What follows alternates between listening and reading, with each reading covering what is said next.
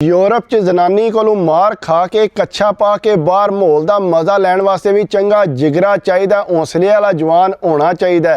जवान कहता कि साडे गुआंढ एक जवान आया सी, कहता बड़ियां सोहणियां ने मुछां रखियां सी, बिल्कुल नवा पाकिस्तानों आया सी। जिस कुड़ी ने उन्हें शादी की सी वो कुड़ी जिहड़ी है पहला तलाक लै बैठी सी, हमेशा अपने जने नाल लड़दी रहिंदी सी। जो ही वो आया तो कहता मुछां बड़ियां सोहणियां ने रखियां ते तेल शेल लाया ते शलवार कमीज पाई, कहता गड्डी चों केस आपू कढ़िया सू।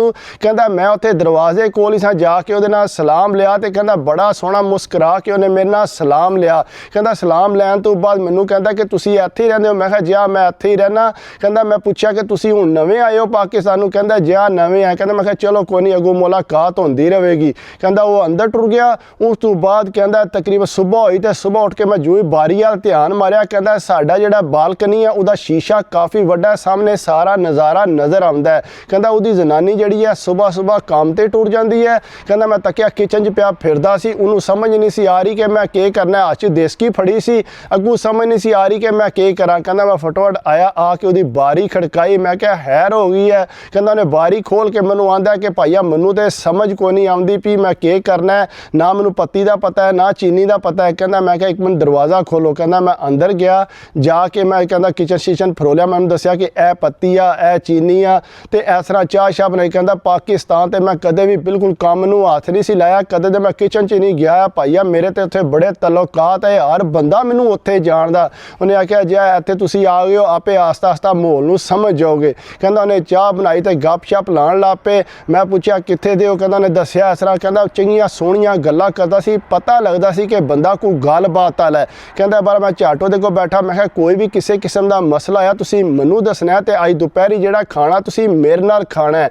कहता चलो सही है। कहता इसे दोपहर हुई तो मैं उन्होंने गड्डी च बिठाया तो एक पीज़ा शॉप पर लै गया। कहता उत्थे जाके पीज़ा शीज़ा सी खादा। उस तो बाद कहता उन्होंने मैं घर ड्रॉप कर दिता। कहता शाम हुई तो उसकी जनानी जिस टाइम आई है तकरीबन घंटा सारा उहदे नाल रहा तो फिर बाहर आके बह गया कुर्सी ते। कहता बड़ी तेज़ तेज़ लत्त पिया अपनी हिलांदा सी, इंज लगदा कि बड़ी कोई टेंशन विच है। कहता फिर उठे उधरों चक्कर लाए, फिर आके कुर्सी ते बह रहे तो लत्त लाई जे जोरों जोर। कहता बहरहाल उस तो बाद तकरीबन 4-5 दिन गुजरे ने तो कहता मैं देखा जवान ने अपनियां मुछां मुन्नियां। कहता मैं परेशान हो गया ताकि एडियां सोहणियां ने मुछां रखियां सी। कहता मैं उन्होंने मिलिया, मैं कहा के गल है मुछां जड़ियां ने तुसीं मुंन दित्तियां ने? कहता मैं कहा जे यूरोप आ गए हैं तो चलो हुण यह भी जिहड़ा ना चेंज कर लीए माहौल। कहता मैं कहा नहीं बड़ियां सोहणियां तुहानूं मुछां पियां लगदियां, जिस टाइम तुसीं आए हो शलवार कमीज मैं तो ताके परेशान हो गया। मैं कहा बड़ा सोहना जवान है। उन्हें कहा भाईया के करिए फिर, तुहानूं पता यूरोप आया जनानियां दी ते मननी पैंदी है। कहता मैं कहा यह तो गल तुसीं बिल्कुल ठीक की है, जनानियां दी गल तो सुननी चाहिए है। कहता बहरहाल थोड़ी देर गप शप हुई, उस तो बाद कहता वो अंदर टुर गया। कहता बाद च ना मैनू काफ़ी देर इन्हां दियां गल्लां दी आवाज़ आती रही बड़े रोले दी। कहता उन्हें जिहड़ा जनानी ने इनू काम लवा दिता। कहता जिसले काम लग गया तो उस तो बाद शामी आके ना तो इन्हें किचन का काम करना हुंदा सी, वो बिल्कुल कोई नहीं सी करदी। वो जिहड़ा उन्हें दे कहता गार्डन आया छोटा जिहा ते उत्थे अपनियां सहेलियां शेलियां नाल बह के गप शप लांदी रहिंदी सी। इनू आदी सी जा ड्रिंक लाया जा काफ़ी बना लिया, इस तरह करके उहदे कोलों काम करांदी सी। कहता यह भी जिहड़ा ना काम करदा रहा। कहता इनू गुस्सा चढ़दा सी ते एक दिन मेरे कोल आके आंदा कि यार मैं बड़ा तंग आ गया, ये जिहड़ा मैनू बार बार काम आखदी है मैनू तो इसदी समझ नहीं आउंदी पई, क्योंकि मैं तो पाकिस्तान कदे जनानियां दी सुनी को नहीं सी, भावें मेरी भैन है या अम्मा है, मैं तो मंजी तू नहीं सी। उन्हें कहा भाईया इत्थे दिमाग थोड़ा चेंज कर, जे तू यूरोप रहना ना तो फिर तू इनू सुननी पैनी है गल। कहता यार कितनी को मैं सुनांगा, लगातार कदे आंदी ए लिया दे कदे ए लिया दे, मैं किहड़ा इन्हां दा नौकर हाँ। कहता मैं कहा चल कोई नहीं हौसला कर। कहता बंदा गुस्से वाला पिया लगदा सी। कहता बहरहाल जिसले कुछ 4-5 दिन होर गुजरे ना, कहता उन्हां दी आपे च हो गई लड़ाई। इनू जवान नू गुस्सा आ गया। कहता वो तो अगू पै गई इनू। कहता उन्हें फड़ के इनू कुट धरिया, उन्हें कोई ना देखिया अगे पिछे, उन्हें इनू लम्या पा लिया। उन्होंने अगू आंदी है कि तू अगर कोई इस तरह की हरकत की ना तो मैं पुलिस बुला लेनी है तो तैनू अंदर करा देना, ना तू पिछा जा सकेगा तो ना तू जिहड़ा इत्थे रह सकेगा। कहता उन्हें चंगा इनू डराया। कहता आवाज़ तो बिल्कुल साफ साडे घर आउंदी सी। कहता उन्हें चंगा इनू कुटिया। कहता उस तो बाद मार शार खा के ते फिर कहता कच्चा शच्चा पा के ते बाहर आ गया। कहता बाहर खलो के ना तो कदे इंज चक्कर लाए, इंज लगदा सी कि बड़ा रिलैक्स है। कहता मैं पोला पोला उहदे कोल टुर गया। मैं कहा सुनाओ अज मौसम लगदा काफ़ी वधिया है। कहता जी मौसम काफ़ी ठीक है। कहता नाल अपने कालर शालर सही करे, मैनूं तो सारी गल दा पता सी कि अंदरों ਕੁੱਟ ਖਾ ਕੇ ਆਏ ਆ ਉਹਦੇ ਕੋਲੋਂ। ਬਹਰਹਾਲ ਕਹਿੰਦਾ ਥੋੜੀ ਦੇਰ ਖਲੋਤਾ, ਮੈਂ ਕਿਹਾ ਹੈਰ ਹੈ ਚਿਹਰਾ ਤੁਹਾਡਾ ਪਰੇਸ਼ਾਨ ਲਾ। ਉਹਨੇ ਨਹੀਂ ਕੋਈ ਪਰੇਸ਼ਾਨੀ ਨਹੀਂ ਮੈਨੂੰ, ਮੈਂ ਠੀਕ ਠਾਕ ਹਾਂ, ਮੈਂ ਤੇ ਵੈਸੇ ਹੀ ਮਾਹੌਲ ਵਾਸਤੇ ਬਾਹਰ ਆ ਗਿਆ। ਕਹਿੰਦਾ ਬਹਰਹਾਲ ਫਿਰ ਉਹ ਆਪਣੇ ਜੇ ਮਾਹੌਲ 'ਚ ਫਸ ਗਿਆ। ਕਹਿੰਦਾ ਕੰਮ ਸ਼ਾਮ ਕਰਨ ਲੱਗ ਪਿਆ। 3-4 ਮਹੀਨੇ ਗੁਜ਼ਰੇ ਤੇ ਅਚਾਨਕ ਮੈਨੂੰ ਨਜ਼ਰ ਆਇਆ ਤੇ ਕਹਿੰਦਾ ਬੜੀ ਡਾਢੀ ਜ਼ਨਾਨੀ ਨੇ ਉਹਦੇ ਮੱਥੇ ਤੇ ਸੱਟ ਮਾਰੀ ਸੀ, ਪਤਾ ਨਹੀਂ ਕੀ ਮਾਰਿਆ। ਕਹਿੰਦਾ ਮੈਂ ਕਿਹਾ ਇਹ ਕੀ ਹੋਇਆ ਜੇ?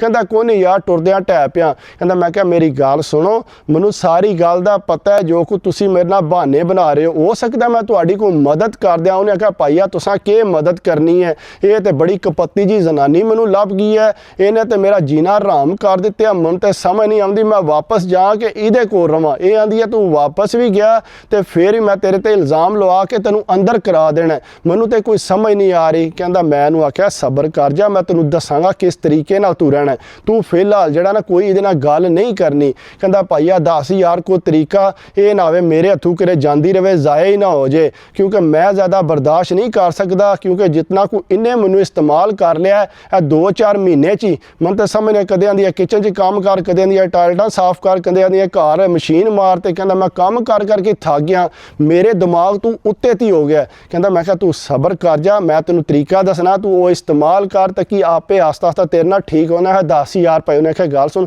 ਸਭ ਤੋਂ ਪਹਿਲਾਂ ਤੂੰ ਆਂਡੀ ਰੋਟੀ ਸਿੱਖ।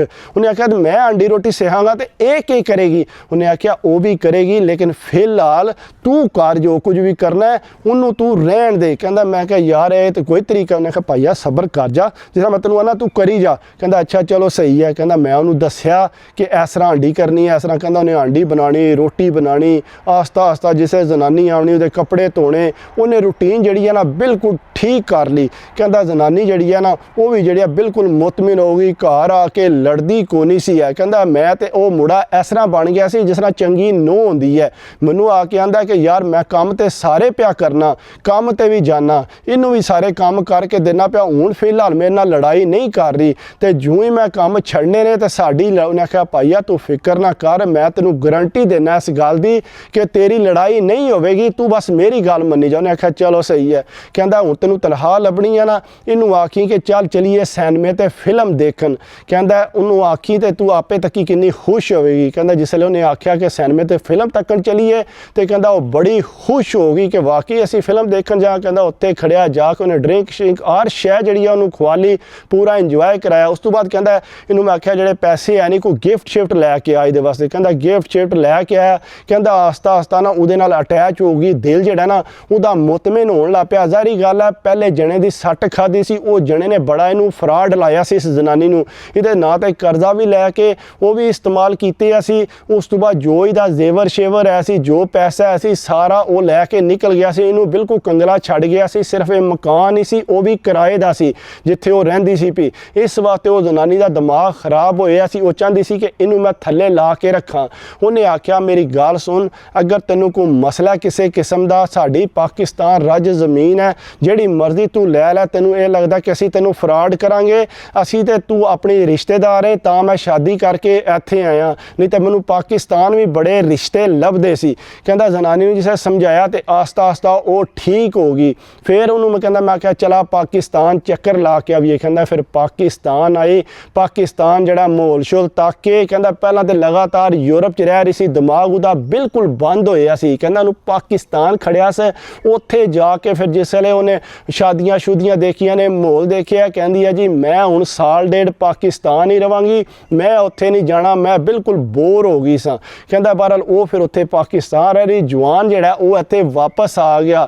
ਕਹਿੰਦਾ ਮੈਨੂੰ ਕਲਾਵੇ ਮਾਰ ਮਾਰ ਕੇ ਮਿਲੇ ਕਿ ਭਾਈਆ ਤੂੰ ਤੇ ਮੇਰੀ ਜ਼ਿੰਦਗੀ ਬਚਾ ਦਿੱਤੀ ਹੈ, ਮੈਨੂੰ ਤੇ ਲੱਗਦਾ ਸੀ ਮੈਂ ਬੜੀ ਮੁਸੀਬਤ 'ਚ ਫਸ ਗਿਆ। ਕਹਿੰਦਾ ਹੁਣ ਇੱਥੇ ਯਾਸ਼ੀ ਪਿਆ ਕਰਦਾ ਸੀ, ਜ਼ਨਾਨੀ ਦੇ ਜਿਹੜੇ ਪੈਸੇ ਆਉਂਦੇ ਸੀ ਉਹ ਵੀ ਕਾਰਡ ਉਹਦੇ ਕੋਲ ਹੀ ਸੀ, ਜਿੱਧਰ ਮਰਜ਼ੀ ਇਸਤੇਮਾਲ ਕਰੇ। ਕਹਿੰਦਾ 1.5 ਸਾਲ ਬਾਅਦ ਉਹ ਆਈ ਹੈ ਵਾਪਸ, ਫਿਰ ਕੋਈ 2-3 ਮਹੀਨੇ ਰਹੀ ਹੈ ਤੇ ਫਿਰ ਵਾਪਸ ਟੁਰ ਗਈ ਹੈ। ਕਹਿੰਦਾ ਐਸੀ ਉਹਦੀ ਲੈਂਡ ਤੇ ਚੜ੍ਹ ਗਈ, ਜੋ ਫਿਰ ਜਣਾ ਆਖਦਾ ਸੀ ਉਹ ਹੀ ਕਰਦੀ ਸੀ। ਪਾਕਿਸਤਾਨ ਜੇ ਰਹਿ ਹੀ ਸੀ, ਉਹ ਮਾਹੌਲ ਸਾਰਾ ਤੱਕ ਆਈ ਸੀ ਕਿ ਜਣਿਆਂ ਦੀ ਕਿਤਨੀ ਅਮੀਅਤ ਹੈ। ਕਹਿੰਦਾ ਫਿਰ ਉਹ ਜਿਹੜਾ ਮੇਰੇ ਨਾਲ ਬੜੀ ਸੈੱਟ ਹੋ ਗਈ। ਕਹਿੰਦਾ ਮੈਂ ਵੀ ਤੱਕ ਕੇ ਉਹਨਾਂ ਨੂੰ ਖੁਸ਼ ਹੋ ਗਿਆ, ਬੱਚਾ ਉਹਨਾਂ ਦਾ ਆਇਆ, ਫਿਰ ਇੱਥੇ ਯੂਰਪ ਹੀ ਕੀਤਾ ਨੇ, ਬਾਕੀ ਆਪਣੇ ਪਿਆਰ ਮੁਹੱਬਤ ਨਾਲ ਰਹਿੰਦੇ ਸੀ ਪਏ। ਕੋਈ ਹੋ ਸਕੇ ਕਿਸੇ ਦੀ ਮਦਦ ਤੇ ਕਰਨੀ ਚਾਹੀਦੀ ਹੈ। ਬਾਕੀ ਇਹ ਕਿ ਕੋਸ਼ਿਸ਼ ਕਰਿਆ ਕਰੋ ਮੇਰੀ ਵੀਡੀਓ ਨੂੰ ਲਾਈਕ ਤੇ ਸਬਸਕ੍ਰਾਈਬ ਕਰਿਆ ਕਰੋ, ਕਮੈਂਟਸ ਕਰ ਦਿਓ ਤੇ ਦਿਲ ਖੁਸ਼ ਹੁੰਦਾ। ਬਾਕੀ ਆਪਣੀ ਸਿਹਤ ਦਾ ਖਿਆਲ ਰੱਖਿਆ ਕਰੋ।